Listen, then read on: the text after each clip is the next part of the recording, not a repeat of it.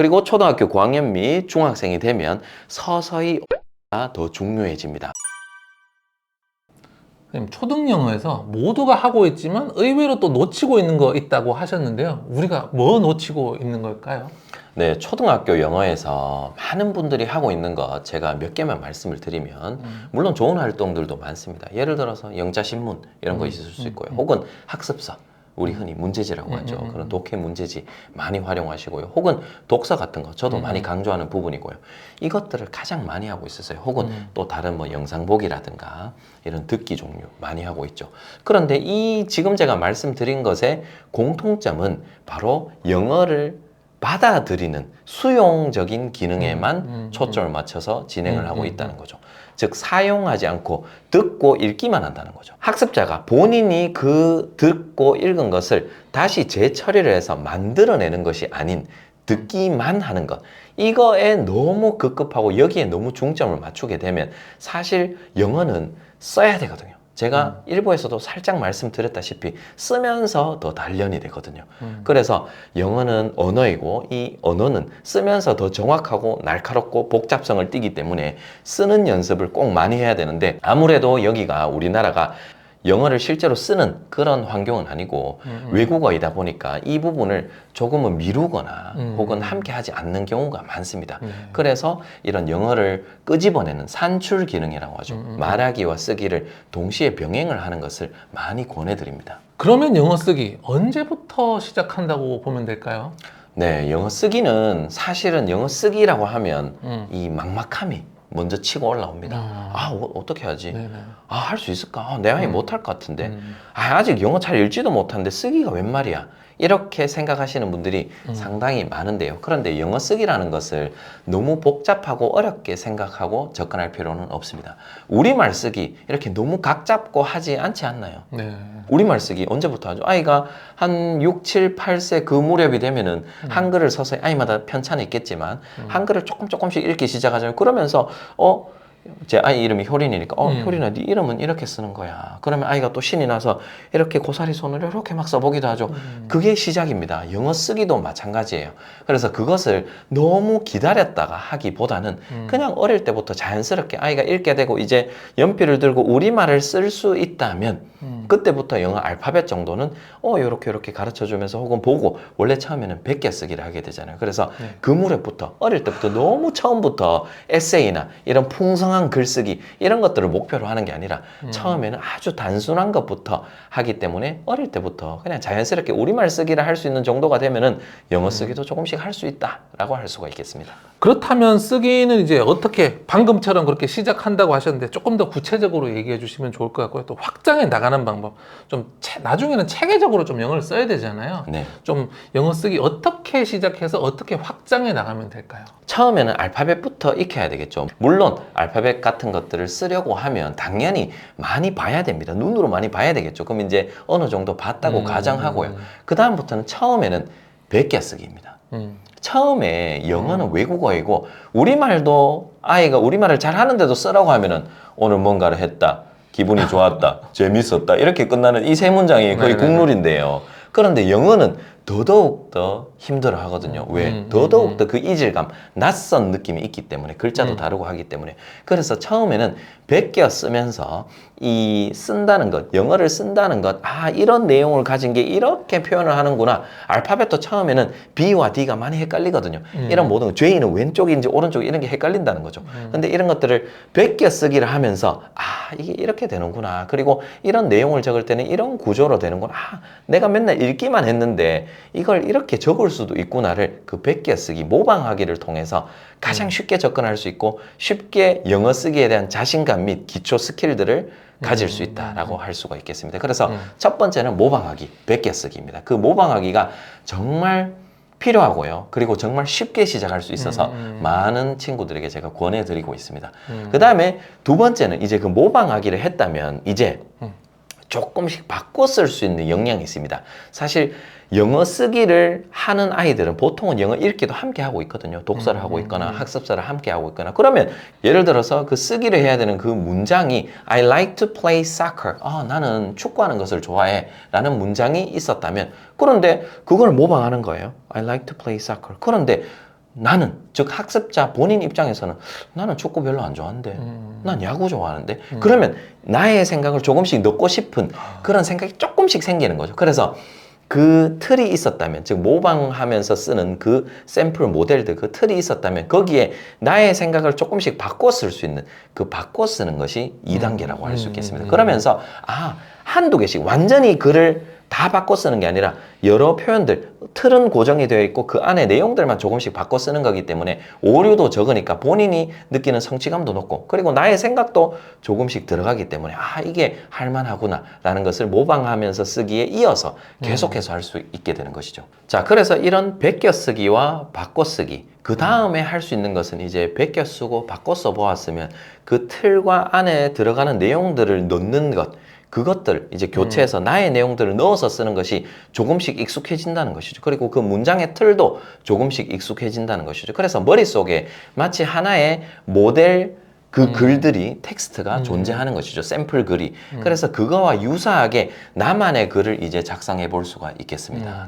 완전히 새로운 글이 되겠죠. 그럼 그렇게 되면은 약간은 오류가 있을 수도 있겠죠, 당연히. 그러나 원래 영어라는 것은 오류를 통해서 당연히 익혀가야 되는 부분이고 그런 시행착오가 필요합니다. 그래서 그 다음에는 나만의 글 써보기를 할 수가 있는 것이고요. 제가 최근에 출간한 그 영어 일기 쓰기도 그런 과정들이 아주 잘 녹아 있어서 그것들을 아주 잘 연습을 할 수가 있겠습니다. 자, 그래서 이렇게 하면 어떻게 보면은 초급에서 한 중급까지의 그런 영어 쓰기가 될 것이고요. 그 다음은 이제 좀 더 복잡한 글쓰기, 조금 더 우리가 흔히 알고 있는 내 아이가 꼭 이거를 했으면 하는 그런 내 아이가 이런 정말 멋진 에세이를 써오면 막 뿌듯하잖아요. 그냥 그 쓰는 모습만 봐도 막 흐뭇하잖아요. 그것을 느끼게 해줄 그런 글쓰기의 과정을 간략하게 알려드리면 일단은 베껴 쓰고 바꿔 쓰고 나만의 글쓰기를 어느 정도 해보고 나서 그 다음에 영어 독서나 영어 노출을 하고 나서 그 이후에 이제는 조금 더 풍성한 글쓰기를 할 수 있게 됩니다. 그 틀이 없더라도 나만의 정말 글쓰기를 할 수가 있게 되는 것이죠. 그러면 그 글쓰기는 어떻게 진행이 되냐면 처음에는 일단은 아이디어를 떠올려야 됩니다. 주제가 있겠죠. 예를 들어서 요리다. 그러면 그 요리를 중심 주제로 두고요. 그 다음에 그 안에서 요리하는 방법 혹은 요리법 혹은 요리할 때의 주의사항 혹은 뭐 이런 것들을 아이디어를 떠올려야 됩니다. 흔히 우리가 브레인스토밍과 그다음에 마인드 매핑이라고 할 수 있겠죠. 그래서 브레인스토밍과 마인드 매핑을 한번 쭉 해보는 것이 필요하다라고 할 수 있겠습니다. 그래서 브레인스토밍이랑 마인드 매핑을 하고 나면 그 다음에는 초안을 작성하게 되겠죠. 초안을 작성해서 그 다음에 교정 과정을 2번 정도 거치게 될 것이고요. 1번 내지 2번 정도 거치게 될 것이고 그 다음에 파이널, 마지막 라이팅이 나오는 것이죠. 그래서 이게 보통은 물론 이제 이게 에세이에도 적용할 수 있고 묘사하는 글쓰기, 논리 글쓰기, 뭐 여러 가지 주장하는 글쓰기 다 적용할 수 있는 그런 과정의 아주 간략한 버전이다. 라고 생각하시면 되겠습니다. 네, 아무래도 이렇게 쓰기를 좀 놓치신 분들도 많고 놓치지 않고 하더라도 읽기는 잘하는데 또 쓰다 보면 또 오류가 많이 나오잖아요. 부모님이 봤을 때 뭔가 오류가 있는 것 같지만 또 전공자가 아니다 보니까 잘 알기도 어려워요. 이런 경우에 어떻게 접근하고 좀 도와주거나 지도하면 좋을까요? 네, 우선 이 아이에게 주는 영어 쓰기 피드백 관련해서 아이가 영어 쓰기를 했을 때 그 반응 혹은 그 개입은 어느 정도까지 얼마나 그리고 어떻게 지도를 해야 되는가 그 부분에 대해서 좀 종합적으로 말씀을 드리면 일단 아이의 쓰기가 처음부터 완성된 단계 혹은 이렇게 풍성하고 정확하게 쓰는 것 그것을 목표로 해서는 안 됩니다. 그러다 보면 영어 전공자가 아니시더라도 아이의 그런 아주 짧은 문장들을 보면 이건 틀렸는데 라고 하면 왠지 좀 고쳐주고 싶어요. 그리고 왠지 고쳐줘야 될 것 같고 근데 처음부터 개입을 너무 많이 하시면 안 됩니다. 그래서 아이들이 어릴 때 우리말 쓰기를 할 때 정말 이렇게 저렇게 재미로 이렇게 흘려 쓰고 그냥 재미로 끄적끄적거렸던 그 마음과 그 자존감을 좀 챙겨주셔야 됩니다. 그래서 그 영어 쓰기 자존감, 영어 자존감이라는 것은 우리말 자존감에 비해서는 훨씬 더 연약하거든요. 그렇잖아요. 우리말은 일상생활에서 우리가 모국어로 쓰니까 누가 좀 지적을 하더라도 괜찮을 건데 좀 단단할 건데 영어 자존감이라는 것은 우리말보다는 훨씬 더 제한된 환경에서 영어를 듣고 그래서 그게 뭉치고 뭉쳐서 종합을 해서 쌓이고 조금 이제 흘러나오려고 하는데 거기에서 부모님께서 아무리 포장을 해서 개입을 한다고 할지라도 그게 아이 입장에서는 그 자존감에 상당한 영향을 받게 됩니다. 그래서 섣불리 개입하는 것은 좀 참아주시라 라고 말씀을 드릴 수 있고요. 그러면 여기에서 이런 질문이 생기죠. 그러면 그걸 개입을 안 하고 막 계속 틀리게 쓰는데 가만히 놔둬도 괜찮나요? 라는 질문이 생긴다는 거죠. 그런데 참 희한하게도요. 영어 쓰기는 자가 수정이 상당히 많이 됩니다. 자가 수정. 네, 자가 네, 수정. 네. 물론 나중에 좀 풍성하고 이런 고급 쓰기, 좀 난이도 있는 쓰기로 가면 교정을 받아야 되겠죠. 그러나 초급에서 중급 수준까지는 영어 노출이나 영어 독서가 풍성하게 이루어지면 질수록 자가 수정이 자연스럽게 되는 것이죠. 이게 어떤 포인트냐 하면요. 최근 1, 20년 동안 우연히 맞다 휴대폰을 두고 왔다인데 휴대폰을 두고 왔다라는 말을 실수로라도 한 번이라도 해보신 적이 있습니까? 아니죠. 안 나오죠. 그런 식으로. 안 나오죠. 그게 그냥 무의식적인 그 휴대폰을이라는 게 머릿속에 생성이 되지 않잖아요. 네. 그게 조합이 휴대폰 받침에 의해서 그 규칙을 모르더라도 그게 어울리지 않기 때문에 생성이 그게 안 나온다는 것이죠.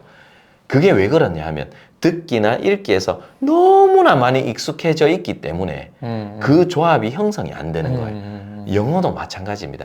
아이들이 초급, 중급 수준에서 범하는 그런 오류들의 상당수, 모든 오류라고 하기는 어렵겠지만 상당한 오류들은 아이들이 많이 읽고 많이 들으면서 자연스럽게 수정이 되는 경우가 아주 많기 때문에 오히려 쓰기에서 아주 기초적인 실수가 많다. 그러면은 무엇을 점검해 봐야 되냐면 영어 독서를 한번 점검해 보는 것이 필요하다. 영어 읽기가 충분하지 않기 때문에 영어 듣기가 충분하지 않기 때문에 이런 아주 기초적인 휴대폰을 같은 이런 실수들이 많이 범해진다, 많이 나타난다라고 할 수가 있겠습니다. 그래서 이런 초중급 수준의 아주 기초적인 그런 오류를 지나가고 나서 이제는 내용상의 흐름이나 어휘의 쓰임이나 이런 자연스러움, 그 다음에 거기에 걸맞는 어느 정도 수준 있는 문법, 그런 거에 대한 오류 교정은 바로 최근에 가장 핫한, 아직까지도 핫한 챗 GPT를 활용하시면 아주 좋을 것 같습니다. 사실 저는 이 챗 GPT가 나오고 제가 여러 가지 프로그램들을 써보는데요. 현존하는 가장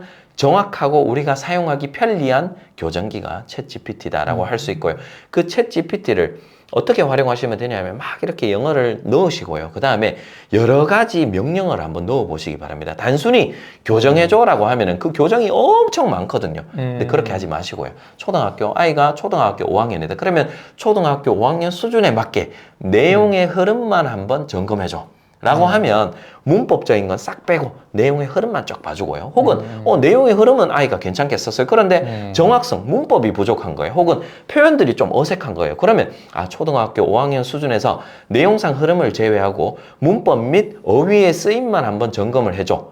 그리고 이 점검을 해주는 개수나 횟수도 모든 것을 점검하지 말고 두드러지는 3개 정도만 지적을 해줘. 혹은 점검을 해줘, 교정을 해줘라고 하면은 그 챗 GPT가 정말 똑똑하게 탁탁탁 우리의 입맛에 맞게 교정을 해줍니다. 그래서 1차적으로 이것들을 활용하고 저도 아직까지 이것을 너무나 적극적으로 활용을 하고 있거든요. 그래서 요거를 강추드리고요. 그 다음에 이것 이외에도 어떨 때는 이런 에세이 첨삭이 필요할 수가 있겠습니다. AI가 해주지 못하는 어쩌면 사람이 해줘야 되는 이런 티칭이라든가 그런 것들이 필요하면 그때는 기관을 활용하시라라고 말씀을 드리고 싶습니다. 네, 말씀하신 것처럼 저학년이라면 좀 쓰기를 가볍게 시작을 하지만 결국에는 올라가면서 계속 발전을 해야 되잖아요. 근데 이제 고학년들 그리고 중학생들 쓰기 어떻게 하면 좋을까요? 네, 초등학교 고학년 및 이제 중고등학생으로 가면서 영어 쓰기가 아무래도 훨씬 더 폭이 넓어지고요. 그 정교함도 훨씬 더 많이 갖추는 것을 학교에서도 요구하고, 물론 당연히 아이가 나이가 올라가니까 그렇게 될 수밖에 없겠죠. 점점 더 수준이 한마디로 올라가게 되겠죠. 그러면 초등학교 저학년이나 중학년까지는 그래도 초중급 수준의 그런 쓰기의 형태에 머물렀다면 이제 서서히 올라가게 될 텐데, 이것은 여러 가지로 접근할 수 있는데 일단은 주의사항 한 가지를 먼저 말씀을 드리면, 우선 초등학교 고학년이 되면 가장 먼저 쓰기에 있어서 부모님들 그리고 학생들이 많이 신경 쓰는 부분이, 이제 학교에 가면은 쓰기를 할 건데 그 수행평가는 어떻게 처리를 할 수 있을 것인가, 그 점수를 어떻게 하면 잘 받을 수 있을 것인가를 우선적으로 고민을 하게 됩니다. 그래서 제가 말씀드리고 싶은 부분은 이 수행평가, 시중에 나와 있는 이 수행평가나 내신 준비에 관한 쓰기를 우선적으로 하지 마시라라고 권해드리고 싶습니다. 하지 마라. 네. 왜냐하면 이 쓰기라는 것은 많은 쓰기를 할 수 있고 난 다음에 나중에 시험 기간이 되어서 그 시험 범위나 그 쓰기 유형에 맞게 준비를 하게 되는 것입니다. 하지만 아직까지 좀 더 정교하고 풍성한 쓰기를 할 수 없는데, 나만의 글쓰기를 할 수 없는데 그런 유형별 쓰기를 하는 것은 부적합하다라는 것이죠.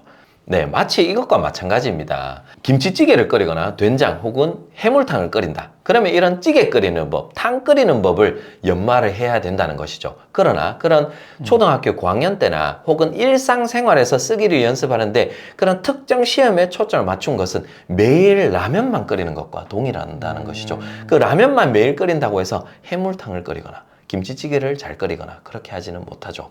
그렇기 때문에 이렇게 좀 풍성한 영어 쓰기를 꾸준하게 이어가야 된다라고 말씀을 드리고 싶고요.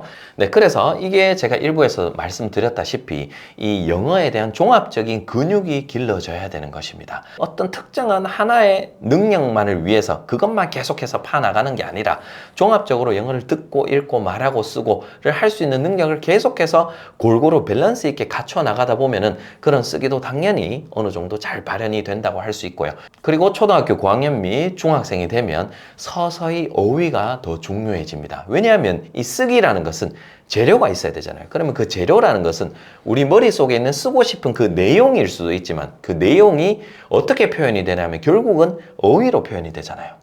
어휘로. 그래서 그 어휘들을 서서히 좀 더 챙기고 길러줘야 되겠죠. 그래서 미취학 때나 초등학교 저학년, 중학년까지는 아무래도 조금 더 편하고 재미있게 독서나 이런 읽기에 접했다면 이제 초등학교 고학년 및 중학생이 되면은 그런 조금 더 수준이 있는 그런 어휘들을 학습하는 것들이 필요하겠죠. 우리말로 치면 이제 한자어도 좀 더 챙기고요. 비문학 지문에 있는 그런 어휘들도 좀 더 챙기고 그런 게 필요하다시피 영어도 마찬가지입니다. 평소에 책에서는 이런 어휘들을 접했다면 이제는 조금 더 수준 높은 어휘들을 접하다 보면 생각도 조금 더 트이고요. 조금 더 많은 것들을 표현할 수 있게 되고 그런 것들을 계속해서 접하다 보면 익숙해졌을 때 그게 쓰기로 결국은 녹아 나오게 되기 때문에 그런 어휘 학습도 초등학교 고학년 및 중학생 때는 좀 더 본격적으로 해서 이 쓰기를 할 수 있는 재료들을 좀 더 많이 만들어주는 것이 필요하다고 할 수 있겠습니다. 네, 오늘은 효린파파님 모시고요. 영어 공부법 그리고 쓰기에 대해서 알아봤는데 오늘 영상 많은 도움이 되셨을 것 같습니다. 네, 감사합니다. 감사합니다.